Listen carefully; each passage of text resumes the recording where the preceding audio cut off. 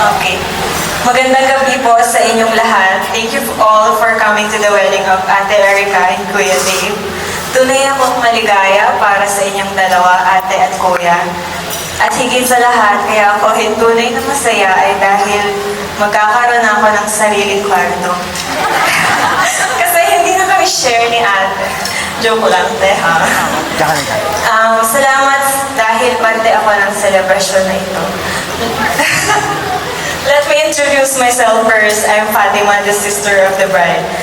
Growing up, I had a lot of fun memories about my sister, like poaching or stealing my clothes, often taking photos with them and posting it on Facebook before I could even wear them.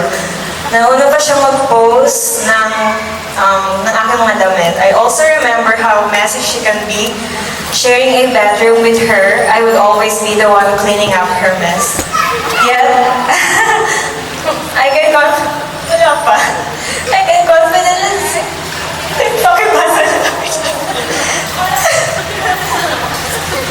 you are the reason I had an amazing childhood.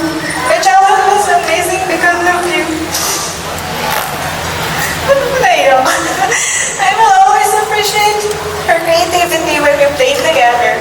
We did not really have a ton of toys growing up, but in spite of this, we found a way to make it enjoyable. Na-appreciate ko na kaya natin gumawa ng concert production gamit ang mga unan, gumawa ng stuffed toys. Paggawa ng magazine na kahit meron lang tayong bond paper at colorful pens. Whenever someone asks to describe my sister, I will always tell that she is the epitome of beauty, intelligence, wit, talent, sense of humor, and kindness.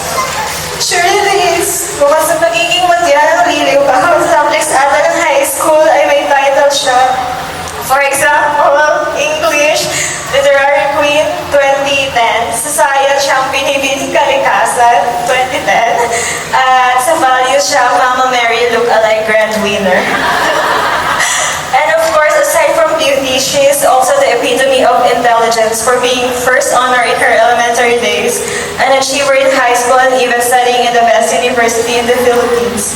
On the surface, people could easily admire all of that, but aside from her beauty and intelligence, I also wanted to say how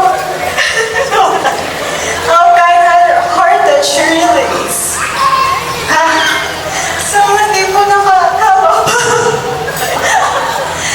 di po nakakaalam, one of her first jobs in Canada is working in a jewelry shop.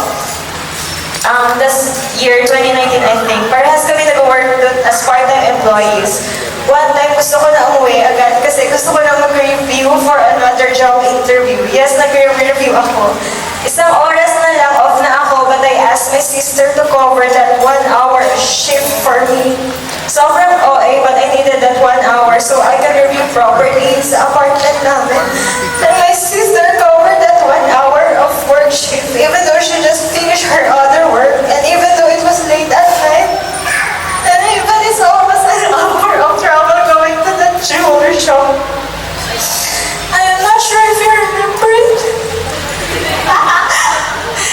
But I said to myself, buti na lang doon si ate because that job interview that I refused for is the permanent job that I have right now. Anyways, hindi pa ito about me bago I just want to say that it is the kind of sister she is. You are always there for us, making sure that I am always fine. You are always there for us.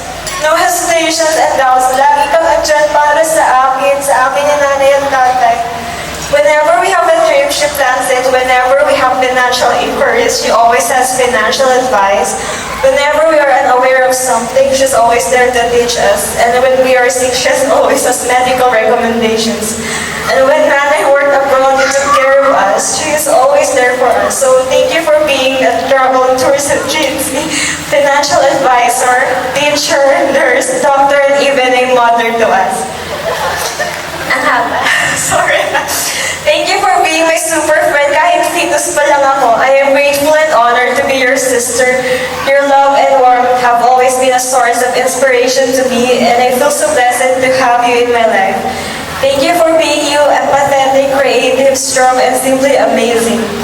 Kuya Dave is very lucky to have you. Your good-heartedness and unwavering love make you not just a wonderful sister, but also an incredible life partner. To Kuya, still remember the first night, Kuya Dave messaged my sister on Facebook. It was Christmas time. My sister and I were about to sleep, and then one notification changed her night that time. It was Kuya Dave's simple greeting of Merry Christmas to my sister. It's just a simple greeting, but that simple greeting brought so much joy to my sister. Because for you who don't know, pero alam na natin kanina, my sister has a huge crush to Kuya Dave kasi di naman siya daw pinapansin. And that night, out of nowhere, bigla siyang chinap. At yung gabing iyon ang patunay na pwede palang true love kung inaakala nating one-sided love. That moment, I saw that my sister is really, really happy. And who would have thought that one simple greeting can lead to this? A celebration of genuine love. To Kuya, I saw that you bring calm love to my sister. Thank you for bringing peaceful love, consistency, and happiness to my sister's life. Your love story is inspiring despite being in a long-distance relationship for 5 years.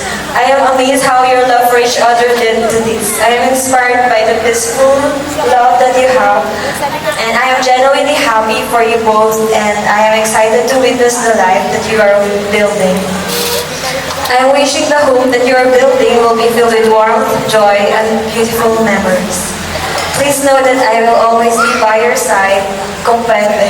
I am always here for you. Ate and Kuya, I love you, family. Ayun lang po, maraming salamat. Let's raise our glasses to my sister, Ate Erica, and brother, Kuya Dave. May your marriage be filled with love, laughter, and a lifetime of happiness. That's Fatima.